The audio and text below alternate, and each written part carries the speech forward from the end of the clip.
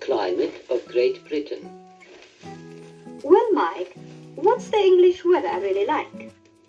Well, to begin with, Great Britain consists of several islands, so its climate is determined by the Atlantic Ocean. Winters are not so cold as they can be on the continent, but summers are not so warm as they generally are on the other side of the Channel. In other words, Great Britain has a mild climate.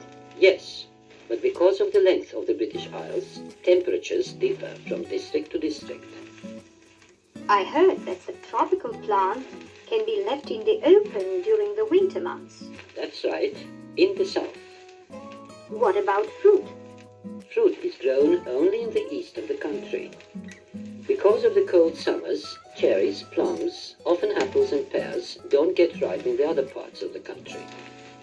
That's the reason why so many greenhouses are to be seen in some parts of England.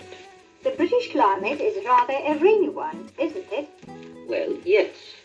Most of the rain falls in late autumn and in winter, less in spring. I've noticed that it hasn't rained too much since I came to London. Yesterday was the first time. We are having a rather warm and dry summer this year. I find rains over here are not so heavy and long. 10 minutes or a quarter of an hour, that's all.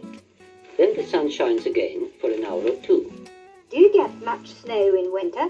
No, not very much. What about fog? I've heard that the worst thing about the climate in England is the thick fog. If you want to see a real fog, you must come back in November or December.